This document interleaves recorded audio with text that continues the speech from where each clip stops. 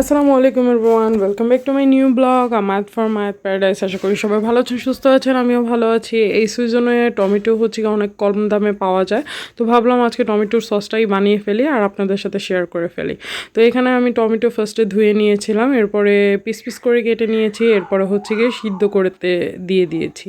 এরপরে সিদ্ধ করার পরে টমেটোটাকে হচ্ছে গিয়ে ব্লেন্ডারে একদমই ম্যাশ করে নিয়েছি। এই যে দেখতে পাচ্ছেন ব্লেন্ডারে ম্যাশ করে নিয়েছি।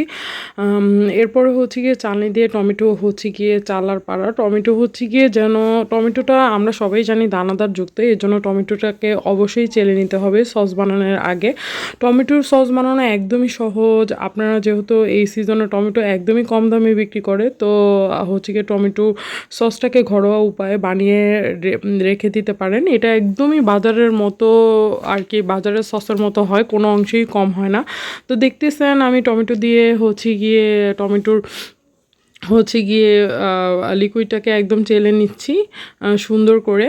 পরে হচ্ছে গিয়ে এরপর হচ্ছে গিয়ে লিকুইডটাকে নিয়ে এটা হচ্ছে গিয়ে চুলায় বসিয়ে দিয়েছি।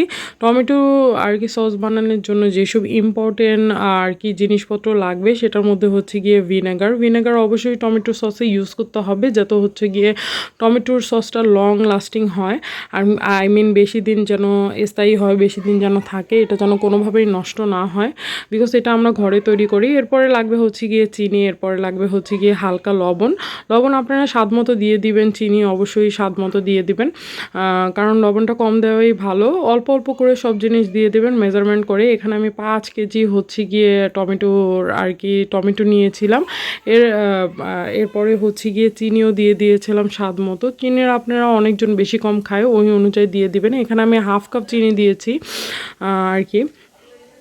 এরপরে হচ্ছে গিয়ে চিনি দিয়ে নেড়ে চেড়ে দিয়েছি। টমেটো সস বানানো একদমই সহজ। এটা ততক্ষণ পর্যন্তই নাড়া লাগবে, ততক্ষণ পর্যন্তই চুলায় আর কি ধরে রাখা লাগবে, যতক্ষণ পর্যন্ত আর কি টমেটোর থিকনেসটা না আসে, এটা আর কি গাঢ় না হয়। তো দেখতেই পাচ্ছেন আমার টমেটোর হচ্ছে গিয়ে আর কি রসটা অনেকটাই কমে গিয়েছে, টমেটোর জুসটা অনেকটাই কমে গিয়েছে। এরপরে হচ্ছে গিয়ে আমি লবণ দিয়ে দিয়েছি ফার্স্টে, এরপরে দিয়ে দিয়েছিলাম চিনি, এরপরে লাস্টে হচ্ছে গিয়ে ভিনেগার দিয়েছি। একদম সহজ স্টেপে টমেটোর সসটা কীভাবে বানানো যায় আমি সেটাই আপনাদের কাছে দেখানোর চেষ্টা করেছি। আশা করি সবার ভিডিওটা পছন্দ হবে। তো এরপরে হচ্ছে গিয়ে আমাদের একদম টমেটোর প্রসেসিংটা একদমই শেষ, কী দেওয়া লাগবে। তো এভাবে সহজভাবে আপনারা হচ্ছে গিয়ে ঘরে হচ্ছে গিয়ে টমেটো সসটা বানিয়ে নিতে পারবেন। এটা আমার টমেটো সসটা একদমই রেডি, এটা অনেকটাই ঠিক হয়ে গিয়েছে। এখন আপনাদেরকে আমি দেখাচ্ছি এটা কতটা ঠিক হয়েছে।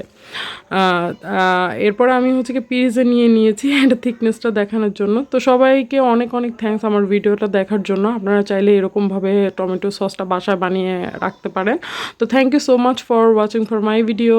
Bye bye.